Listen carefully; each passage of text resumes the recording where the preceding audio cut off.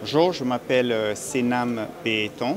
Je suis le fondateur de Etri Labs et le président du conseil d'administration d'Afrique-Innov. D'accord. Vous organisez une conférence aujourd'hui qui vise à professionnaliser l'entrepreneuriat en Afrique. Dites-nous, qu'entendez-vous par professionnaliser l'entrepreneuriat? Bon, d'abord, ce n'est pas professionnaliser l'entrepreneuriat. C'est la première édition de l'Afrique-Innov, qui est le rendez-vous de toutes les SAEI qui sont membres d'Afrique-Innov, une association panafricaine des structures d'accompagnement pour l'entrepreneuriat innovant en Afrique. Et donc, c'est la première fois que nous nous retrouvons en Afrique, donc ici au Sénégal. Et l'idée, c'est de permettre à tous ces hubs, à toutes ces SAEI d'échanger, de partager de bonnes pratiques, mais également de se tourner vers l'avenir.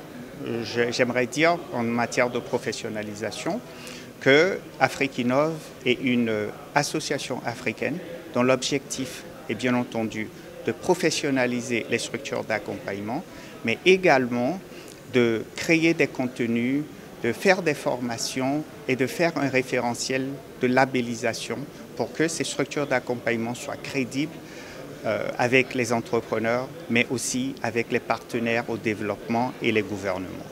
L'Afrique a une opportunité d'entrepreneuriat aujourd'hui. Qu'est-ce qu'on doit faire? Écoutez, d'abord, l'entrepreneuriat en Afrique peut résoudre beaucoup de problèmes. Je trouve que les problèmes en Afrique sont des opportunités. Mais pour que les entrepreneurs puissent bien faire leur travail, il faut qu'ils puissent avoir l'accompagnement et le soutien nécessaire. Et c'est ce que les structures d'accompagnement qu'on appelle les SAEI font tous les jours dans la grande majorité des pays africains.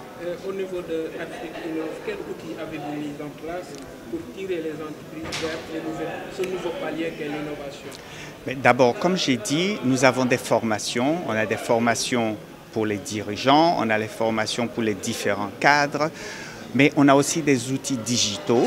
On a des toolbox dans lesquels il y a une kyriade de produits qui peuvent permettre, par exemple, la gestion, l'accompagnement, qui peuvent permettre le suivi de plans d'accélération, etc.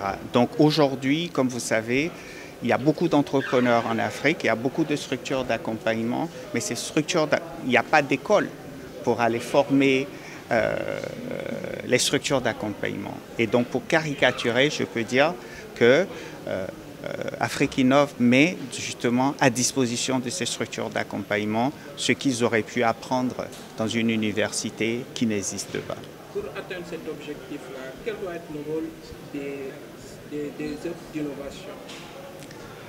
Écoutez, le rôle des hubs d'innovation, c'est justement de faire un grand nombre de choses, c'est-à-dire de faire de la recherche et du développement, c'est d'accompagner les entrepreneurs, c'est de créer des programmes en partenariat avec les autres parties prenantes, que ce soit les gouvernements, que ce soit la société civile, mais que ce soit aussi les partenaires au développement.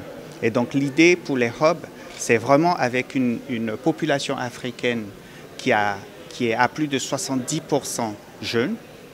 Je pense qu'il y a 70% de la population africaine qui a moins de 30 ans. Vous voyez qu'on ne peut pas dire que c'est seulement le problème du gouvernement.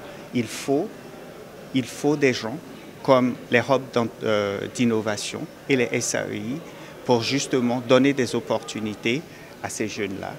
Mais n'est-ce pas un grand challenge compte tenu aujourd'hui du poids de l'informel dans le tissu économique de beaucoup de pays d'Afrique? Non, moi je pense que l'informel est une opportunité. Je pense que l'informel est là pour rester. Maintenant, ceux qui veulent se formaliser peuvent passer par les structures d'accompagnement. Et donc moi je ne vois pas du tout l'informel comme un problème. Maintenant, ceux qui sont dans l'informel, à un moment, ils passent à l'échelle et ce passage à l'échelle peut passer par les structures d'accompagnement à l'entrepreneuriat innovant ou à l'entrepreneuriat tout court. Je suis Madame Biti Ndiaye, je suis la directrice de la promotion de l'économie numérique du partenariat au ministère chargé de l'économie numérique du Sénégal. Aujourd'hui, Afrique Inno réunit les entrepreneurs du Sénégal. Quels sont les efforts de la direction en ce sens?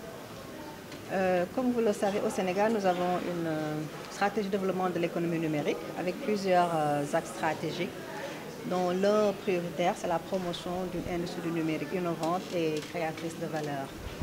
Donc, dans ce cadre-là, pour sa part, le ministère mène plusieurs initiatives. C'est d'abord le Grand Prix du chef de l'État pour l'innovation numérique. C'est pour financer l'innovation. Nous avons aussi en perspective un parc de technologie numérique qui est composé de plusieurs infrastructures, dont un incubateur qui va pouvoir soutenir les œuvres d'innovation au Sénégal et également être une plateforme internationale qui va faire la promotion de l'innovation. L'État du Sénégal qui est en train de faire des efforts dans ce sens, mais également beaucoup reste, vous parlez tout à l'heure de renforcer certaines personnes, mais également il y a aussi des efforts.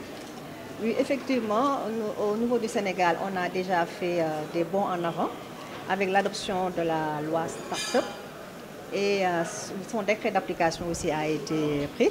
Il reste la mise en œuvre de ces décrets d'application.